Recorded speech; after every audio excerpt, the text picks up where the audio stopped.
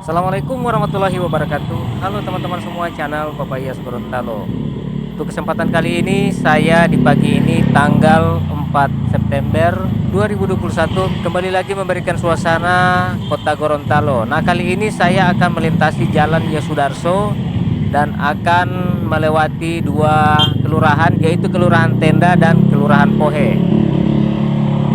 Oke teman-teman, tapi sebelum itu jangan lupa like, komen, dan subscribe sebagai dukungan untuk perkembangan channel ini agar saya akan tetap lebih bersemangat untuk mengeksplor kota Gorontalo yang kita cintai ini. Oke teman-teman, selamat menyaksikan.